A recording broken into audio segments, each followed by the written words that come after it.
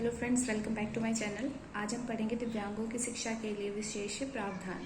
2016 में दिव्यांग जन अधिकार अधिनियम को लाने के बाद इनकी शिक्षा रोजगार को सरकार ने गंभीरता से लिया है कि जो दिव्यांग लोग थे उनकी शिक्षा और अधिकार के बारे में तो बहुत पहले से बात चल रही है, लेकिन जो संज्ञान में ली गई है उनकी बात आजकल गंभीरता से वो ली गई है। 2016 में उनके लिए एक अधिनियम पास किया गया था उसके अंतर्गत, ठीक है। लेकिन यह भी एक सच्चाई है कि भारत में दिव्यांगजनों की शिक्षा में अभी तक काफ़ी कमियां हैं, खामियां हैं, ठीक है। कि अधिनियम तो पास कर दिया गया है, लेकिन उसके बावजूद भी क्या है, इनकी शिक्षा में बहुत कमियां पाई जाती हैं। नेक्स्ट है छात्रों का वर्गीकरण, कि जो छात्र हैं उनको कितने कैटेगरीज में डिवाइड किया जा सकता है, तो वो है 2, सामान्य बालक और विशिष्ट बालक। तो सामान्य बालक आपके पास आता है जिनका IQ 90 से 110 के बीच होता है, ठीक है। विशिष्ट बालक का निर्धारण बौद्धिक, शैक्षिक, शारीरिक दृष्टिकोण से समस्यात्मक होता है। विशिष्ट बालकों की श्रेणी में सामान्य बालकों को नहीं रखा जा सकता है। जो विशिष्ट बालक होते हैं उनको कैसे हम डिफाइन कर सकते हैं कि जो उनका मेंटल लेवल होता है, जो उनका बौद्धिक स्तर होता है, शैक्षिक स्तर होता है और जो शारीरिक स्तर होता है या शारीरिक दृष्टिकोण होता है, उसमें समस्यात्मक कुछ प्रॉब्लम्स होती हैं। जैसे कि कोई बच्चा है वो पढ़ नहीं पा रहा है, ठीक है, और अपने सेम एज ग्रुप के जो लोग हैं, जो उसके बच्चे हैं सेम एज ग्रुप के, वो चीज़ आसानी से पढ़ पा रहे हैं, तो उस बच्चे को हम विशिष्ट बालक की श्रेणी में रख सकते हैं, ठीक है। बौद्धिक दृष्टि से बालकों का विभाजन, बौद्धिक दृष्टि से भी बालकों का विभाजन किया गया है, जो 3 प्रकार के आते हैं: मंदबुद्धि, सामान्य और प्रतिभाशाली।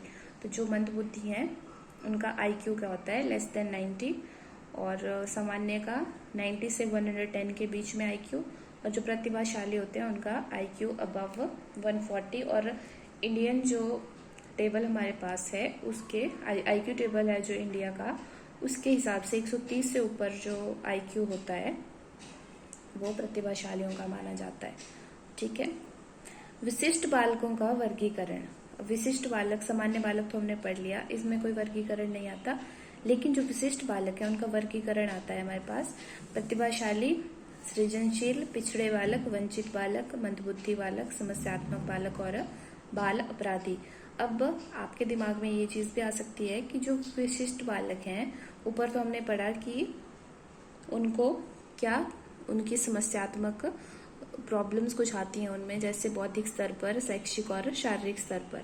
लेकिन प्रॉब्लम का मतलब नेगेटिव ही नहीं होगा, पॉजिटिव वे में भी आप इसको ले सकते हो। जैसे कि जो सामान्य बालक होगा, उससे पहले यदि कोई बालक, अगर सामान्य बालक कोई चीज़ 10 मिनट में पढ़ रहा है, उसको याद कर रहा है, तो जो दूसरा बालक होगा अगर वो उसी चीज़ को 15 मिनट में करेगा तो भी वो विशिष्ट बालक होगा, और अगर वो 5 मिनट में कर देगा तो भी वो विशिष्ट बालक की श्रेणी में आएगा। तो इसलिए फर्स्ट टाइप आता है आपका प्रतिभाशाली, दूसरा सृजनशील, ठीक है, तीसरा पिछड़े बालक, वंचित बालक, मंदबुद्धि, समस्यात्मक और बाल अपराधी। तो फर्स्ट जब आप इसकी बात करते हो प्रतिभाशाली की, तो ये आपका प्रतिभाशाली, सृजनशील। तो प्रतिभाशाली बालक कैसे होते हैं, जिनकी बौद्धिक क्षमताएं सामान्य से अधिक होती हैं, ठीक है। और जो सृजनशील होते हैं वो हमने पढ़ा था कि इनके अंदर कुछ स्पेसिफिक क्वालिटीज होती हैं जो कि सोसाइटी के लिए फायदेमंद होती हैं, ठीक है। नेक्स्ट है पिछड़े बालक, ठीक है। पिछड़े बालक ऐसे होते हैं कि जो अपने आयु वर्ग के जो बच्चे होते हैं उनकी अपेक्षा में बहुत कम अपना एजुकेशन, जो उनका लेवल होता है, शैक्षिक स्तर होता है, वो उनसे सामान्य से कम होता है। वंचित बालक होते हैं कि वो पढ़ना चाहते हैं लेकिन वो पढ़ नहीं पाते हैं। मंदबुद्धि होते हैं कि जिनकी मानसिक क्षमताएं कम होती हैं। और समस्यात्मक ऐसे बच्चे होते हैं जिनके व्यवहार में कोई ऐसी समस्या वाली बात होती है जिसकी वजह से प्रॉब्लम उत्पन्न हो सकती है। और बाल अपराधी होते हैं कि जो छोटे, कम एज में ही अपराधियों वाली प्रवृत्ति रखते हैं, ठीक है। तो फर्स्ट प्रतिभाशाली, ऐसे बालक जिनकी बौद्धिक क्षमताएं सामान्य से अधिक होती हैं वो प्रतिभाशाली कहलाते हैं। अब आता है हमारे पास कि इसकी विशेषताएं क्या होती हैं। जो प्रतिभाशाली बच्चे होते हैं उनकी विशेषताएं होती हैं कि वो जिज्ञासु प्रवृत्ति के होते हैं, ठीक है। वो हर चीज़ जानना चाहते हैं कि वो जिज्ञासु प्रवृत्ति के होते हैं। अगला है उच्च बुद्धि लब्धि, उनका IQ बहुत हाई होता है। नेक्स्ट इज सृजनशीलता, कि वो सृजनशील होते हैं, क्रिएटिव होते हैं। सामान्य ज्ञान की श्रेष्ठता, उनका सामान्य ज्ञान होता है वो हाई लेवल का होता है, बेस्ट होता है उनको इसकी नॉलेज। और आगे है मानसिक चिंतन की क्षमता, कि वो सोच समझ कर अपना कार्य करते हैं। नेक्स्ट इज मानसिक प्रक्रिया की तीव्रता, ठीक है। मैंने वही आपको पहले एग्जांपल दिया था कि अगर कोई किसी बात को 2 मिनट में समझ रहा है तो वो बच्चा उसको 1 मिनट या 50 सेकेंड में समझ सकता है, या उससे ज़्यादा कम भी हो सकता है, लेकिन जो सामान्य की वैल्यू होगी उससे कम में ही वो समझ जाएगा, और उसकी बहुत रिच वोकेबलरी होती है, ठीक है। नेक्स्ट है सृजनशील बालक। तो जो सृजनशीलता है, क्रिएटिविटी है, क्रिएटिव चाइल्ड है, वो हमने लास्ट के टॉपिक्स में पढ़ लिया है। तो इसके हम सिर्फ परीक्षण पढ़ेंगे, और इसकी विशेषताएं और टाइप्स वो सारी चीज़ें हमने पीछे वाले जो क्रिएटिविटी का चैप्टर है उसमें पढ़ ली हैं।